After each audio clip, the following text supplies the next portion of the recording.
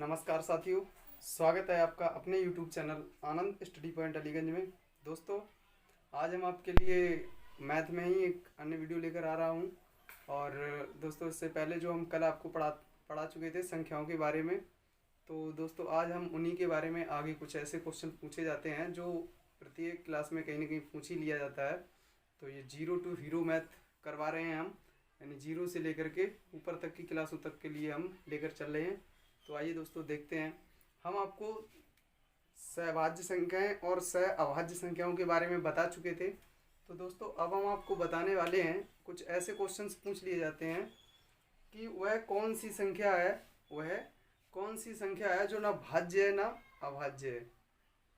वह कौन सी संख्या है जो ना भाज्य है ना अभाज्य है दोस्तों। तो वह आपकी है 1। तो अभी मैं ऐसे ही बता दे रहा हूँ, फिर आपको लिख दूंगा, तो आप फिर स्क्रीनशॉट ले लेना। जितने भी क्वेश्चन बनेंगे मैं ऐसे लिख दूंगा और आप स्क्रीनशॉट ले लेना उनका, ठीक है। तो ऐसे पूछ लिया जाता है कि वह कौन सी संख्या है जो ना भाज्य है ना अभाज्य है। तो दोस्तों वो है आपकी 1, यानी एक ऐसी संख्या है जो ना भाज्य में काउंट होती है और ना ही अभाज्य में, ना भाज्य होती है और ना ही अभाज्य होती है। दोस्तों दूसरा क्वेश्चन ये पूछ लिया जाता है, वह कौन सी संख्या है जो सम भी है और अभाज्य भी। चूंकि हम जानते हैं सभी सम संख्याएं कैसी होती हैं, भाज्य संख्याएं होती हैं। भाज्य का मतलब जो किसी अन्य संख्या से विभाजित हो जाए उसे हम भाज्य संख्या कहते हैं, और जो एक अथवा स्वयं के अतिरिक्त किसी अन्य संख्या से विभाजित नहीं होती उसे अभाज्य संख्या कहते हैं। और भाज्य संख्या कौन सी होती है, एक अथवा शून्य के अतिरिक्त किसी अन्य संख्या से भी विभाजित हो जाए पूरी, तो उसे हम बोलते हैं आपकी भाज्य संख्या, ठीक है दोस्तों। तो अब पूछा ये गया है कि वह कौन सी संख्या है जो भाज्य भी है और सम भी है। मतलब सम होने के बावजूद अभाज्य संख्या कैसे हो सकती है, मतलब वह कौन सी संख्या है, मेरा कहने का मतलब ये है वह कौन सी संख्या है जो अभाज्य भी है और सम भी है। तो दोस्तों वो है आपकी 2। वो क्या है, 2, यानी 2 आपकी सम भी है और ये अभाज्य भी है। देखिए ये 1 से कट जाएगी और स्वयं 2 से कटेगी, अदरवाइज किसी अन्य से नहीं कटेगी, ठीक है दोस्तों। अगर पूछ लिया जाए सबसे छोटी अभाज्य संख्या कौन सी है, सबसे छोटी अभाज्य संख्या तब भी 2 ही होगी, तो भी 2 ही होगी। और सबसे छोटी भाज्य संख्या कौन सी होगी, तो होगी 4। भाज्य का मतलब जो स्वयं से कटे, 1 से कटे तथा अन्य किसी और से भी कटे। तो ये देखो दोस्तों 2 से कट जाएगी, 2 × 2 2 दूनी 4, तो ये 2 से कट रही है 4, तो ये सबसे छोटी भाज्य संख्या है, ठीक है दोस्तों। और अगर पूछ लिया जाए सबसे छोटी सम भाज्य संख्या कौन सी होगी, तब भी आपकी 4 ही होगी। पूछ लिया जाए सबसे छोटी विषम भाज्य संख्या कौन सी है, विषम भी हो, कैसी हो, विषम भी हो और भाज्य भी, तो दोस्तों कौन सी होगी, 9। 9 3 से डिवाइड हो जाएगी, है ना, 3 से भाग चला जाएगा 9 में, तो दोस्तों विषम कौन सी हो जाएगी, वो 9 हो जाएगी, ठीक है दोस्तों। चलिए दोस्तों हम इसको बोर्ड पर लिख देते हैं, इसको रफ करते हैं और इसको हम बोर्ड पर लिख देते हैं। तो दोस्तों ये आपके क्वेश्चंस है, मतलब जो मैं पहले ही आपको बोल चुका हूँ, यानी वह कौन सी संख्या है जो ना भाज्य है ना अभाज्य है। तो दोस्तों कौन सी है, एक आपकी ऐसी संख्या है जो ना भाज्य है ना अभाज्य है। दूसरा क्वेश्चन है वह कौन सी संख्या है जो सम भी है और अभाज्य भी। तो दोस्तों 2 ऐसी संख्या है जो सम भी है और अभाज्य भी है। सबसे छोटी अभाज्य संख्या कौन सी है, तो दोस्तों कुछ लोग बताएंगे 3, लेकिन नहीं, ये 2 ही है। क्यों, 2 अभाज्य है, सम और विषम की बात नहीं हुई है, तो सबसे छोटी अभाज्य संख्या की बात हुई है, तो वो आपका आंसर 2 ही हो जाएगा। अगर ये कहता कि सबसे छोटी विषम अभाज्य संख्या कौन सी है, तो हम कहते 3, ठीक है दोस्तों। सबसे छोटी भाज्य संख्या कौन सी है, तो दोस्तों सबसे छोटी भाज्य संख्या 4 है। अगर आपसे ये पूछ लिया जाए कि सबसे छोटी सम भाज्य संख्या कौन सी है, यहाँ पे सम और लिख दें तो भी आंसर आपका 4 ही रहेगा। अगर आपको ये पूछ लिया जाए कि सबसे छोटी विषम भाज्य संख्या कौन सी है, ये भाज्य संख्या की बात हो रही है, तो सबसे छोटी विषम भाज्य संख्या कौन सी है, तो दोस्तों वो आपकी हो जाएगी 9 यानी 9, ठीक है दोस्तों। चलिए इसको हम रफ कर देते हैं, आगे कुछ और बताते हैं इसी में। तो चलिए दोस्तों हम आपको संख्याओं के बारे में बहुत से क्वेश्चन करवा चुके हैं कल से लेकर आज तक इस वीडियो में, और हम अब आगे आपको बताने वाले हैं। जैसे बहुत से ऐसे क्वेश्चन होते हैं जैसे कि आप सिंपल जोड़ घटाए तो आराम से कर ही सकते हैं, और मैं सोचता हूँ आपको गुणा भी आते होंगे और भाग भी आते होंगे, लेकिन कुछ ऐसे मतलब जो नहीं आते हैं, वो जो सिंपल से सीख लेते हैं उसकी तो बात ही छोड़ दीजिए। बताओ तो मैं एक एक करवा देता हूँ। चलिए मान लीजिए इस टाइप से अगर कोई 6 8 9 7 3 4 5 3 इस टाइप से ये प्लस दे दिया जाए, आप आराम से कर पाएंगे इसको। 7 और 3 ऐड करेंगे यानी 7 में 3 जोड़ेंगे कितना हो जाएगा 10। तो 10 ऐसे ही लिखते हैं, 10 का क्या हो जाएगा 0, हासिल लगी 1। ठीक है दोस्तों, तो हासिल 1 हो गई। तो 1 और 9 इसमें एक भी जो हासिल है वो भी जोड़ देंगे और इनको भी आपस में जोड़ेंगे। तो 1 और 9 10, 10 4 14 की 4 हासिल लगी 1, 8 और 1 9, 9 5, 9 5 आपके हो जाएंगे 14, 14 की 4 हासिल 1, 1 और 6 7, 7 3 10। अब यहाँ पर 10 की 10 लिख दो क्योंकि आगे कोई जोड़ने के लिए नहीं है। तो आशा करता हूँ ये तो अच्छे से आ रहे होंगे, इनकी कोई बात नहीं है। मैं आपको बताने वाला हूँ आपको दशमलव वाला। तो दोस्तों दशमलव वाले में, और नहीं तो मैं इसमें एक एक सवाल करवा देता हूँ जोड़ घटाए सबका, जिसको आता हो बहुत अच्छी बात है, नहीं आता है तो देख लें इसको और इसी के हिसाब से करना सीखें। तो मैं एक घटाना भी बता देता हूँ यहाँ पे, जैसे दे दिया जाए 3 4 3 4 2 1 9 8 7 2। ठीक है, तो इसको माइनस करेंगे तो क्या है कि यहाँ 1 है और यहाँ पर 9 है, तो यहाँ मतलब 1 से 9 घटेगा नहीं, तो यहाँ से लेंगे दाई, तो यहाँ दाई लेने का मतलब 10 इधर आएगा, एक पहले से 10 और आ गया दाई लेने पर, तो ये हो जाएगा 11, 11 से 9 गया 2 बचा। लेकिन यहाँ कितना बचेगा जब एक इधर चला गया, 2 था पहले लेकिन 1 चला गया तो 1 बचा होगा। यहाँ से दाई लेंगे, यहाँ हो जाएगा 11, 11 से 3 8 जाएगा, कितना बचेगा 3 बचेगा, यहाँ पे रह गया 3, यहाँ से दाई लेंगे, यहाँ हो जाएगा 13, 13 से 7 गया 6, यहाँ रह गया तो 2 से 2 गया 0। तो आशा करता हूँ ये तो आ रहे होंगे, आप सभी को आ रहे होंगे, फिर भी मैं करवा दे रहा हूँ ताकि कोई ये ना कह सके मुझे आते नहीं है। तो मैं एक गुणा भी बता देता हूँ, जैसे 2 3 4 5 ऐसे दे दिया जाए और किसी भी संख्या का गुणा दे दिया जाए। मान लीजिए हमें 9 का दे दिया है, यहाँ पे कुछ भी हो सकता है 9 की जगह, मैं एक एक करवा रहा हूँ ताकि आगे हम जो उसमें दशमलव में पहुँच सके जल्दी से और समझा सकें आपको। ये तो बस सिंपल ट्रेलर है। तो क्या होता है गुणा में, यहाँ जो संख्या लिखी होती है ना, इसका हमें पाड़ा पढ़ना होता है कितनी बार, जितना ऊपर लिखा होता है उतनी बार। तो दोस्तों 9 यहाँ पे लिखा हुआ है तो 9 का पाड़ा पढ़ना है, 9 का पाड़ा कितना पड़ा है 5 बार, 9 पंजे 45, 45 की 5 हासिल लगी 4। अब यहाँ पे इसका इतनी बार पढ़ना है, पढ़ते जाइए आगे और हासिल को जोड़ के आगे बढ़ते जाइए। तो 9 चौक 36, 36 और 4 40, 40 की 0 हासिल लगी 4, 9 तिया 27, 27 4 31, 31 की 1 हासिल लगी 3 और 9 दूनी 18, 18 और 3 21। तो ये 21 अब लास्ट में पूरे पूरे लिख दीजिए। आ गया होगा समझ में। इसको कैसे करेंगे, जितना यहाँ पे लिखा होता है उस संख्या का चाहे जितना भी हो उसका हम पाड़ा पढ़ेंगे, ऊपर जितना लिखा उतनी बार, और जो हासिल आएंगे आगे बढ़ते जाएंगे और पाड़ा पढ़ते जाएंगे, लास्ट में पूरा पूरा लिख देंगे। ठीक है दोस्तों, भाग कैसे करते हैं, भाग में भी हम एक उदाहरण ले लेते हैं। और ये मान लीजिए आपका 8 का भाग है, यहाँ पे आपका लिखा हुआ है, ऐसे करके लिख दिया। ठीक है, तो 8 का हमें ऐसा पाड़ा पढ़ना है कि इस 63 से ज़्यादा ना हो जाए, ज़्यादा हो उससे एक कम पढ़िएगा। तो 8 8 64 होते हैं, जो कि ज़्यादा हो गया तो हमें एक कम पढ़ना है। 8 7 56, जितनी बार जाए वो ऊपर या इस साइड ले सकते हैं और जितना आए वो नीचे, यानी 8 7 कितने हुए 56, तो 56 कर दीजिए और इसमें से इसको घटा दीजिए। तो यहाँ से कैरी लेंगे, यहाँ हो जाएगा 13, यानी कि यहाँ से दाई ली, यहाँ हो गया 13, 13 से 6 गया 7 बचा, यहाँ बचा 5, 5 से 5 गया 0, उतारा लिया 1 का, तो ये हो गया 71। अब 8 का पाड़ा ऐसा पढ़िए कि 71 से ज़्यादा ना हो जाए।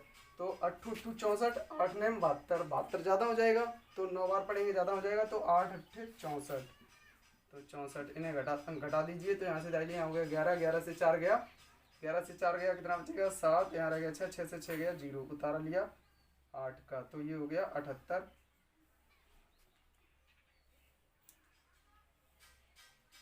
तो यहाँ पे हो गया 78। और दोस्तों अब हमें पाड़ा पढ़ना है 8 का। तो 8 का जब हम पाड़ा पढ़ेंगे तो 8 का पाड़ा पढ़ेंगे कितनी बार जाएगा, तो 8 9 72, यानी 9 बार में पूरा चला जाएगा।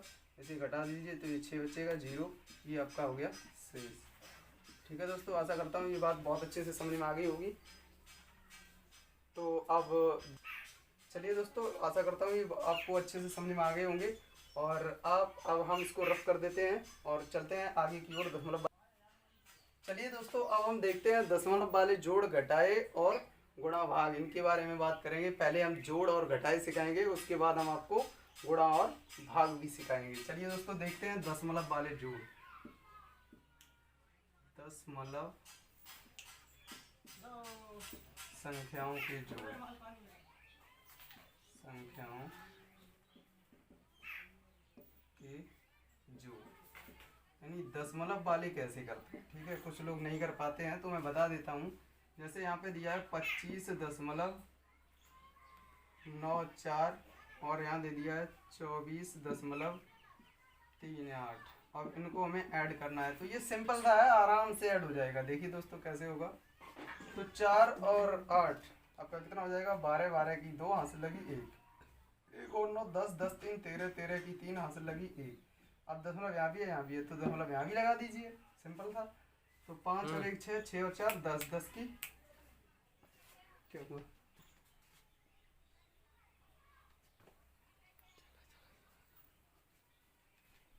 तो यहाँ पर कितना हो जाएगा आपका 5 और 1 6, 6 4 10 की 0 हासिल लगी 1, 1 और 2 3, 3 2 5, आराम से कर लिया, सिंपल सा था।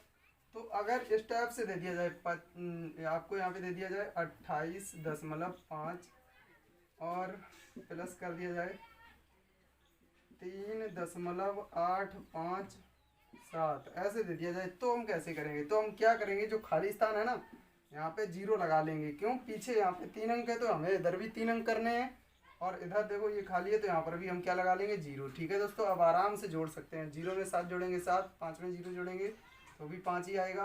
8 5 13 की 3 हासिल लगी 1 और दशमलव आ गया तो दशमलव लगा लीजिए। 8 और 1 9 हो जाएगा, 9 और 3 12, 12 की 2 हासिल लगी 1, 1 और 2 3। ठीक है दोस्तों, तो जहाँ पर भी दशमलव अंक के बाद हमें देखना है सबसे ज़्यादा दशमलव के अंक कितने हैं पीछे, तो यहाँ सबसे ज़्यादा 3 थे, तो सब संख्याएं जितनी भी हों उनमें 3 3 0 मतलब उतने 3 ही अंक कर रहे हैं दशमलव के पीछे, तो जितने कम हो उतने हम 0 लगा सकते हैं। ठीक है दोस्तों, और फिर आराम से वैसे ही जोड़ सकते हैं। ठीक है, तो अब हम इसको रफ करके और तो दोस्तों दशमलव संख्याओं का घटाना सीखेंगे अब हम। तो कैसे, मान लीजिए ऐसा दे दिया जाए कि यहाँ पे 1 और माइनस कर दिया जाए 0.345।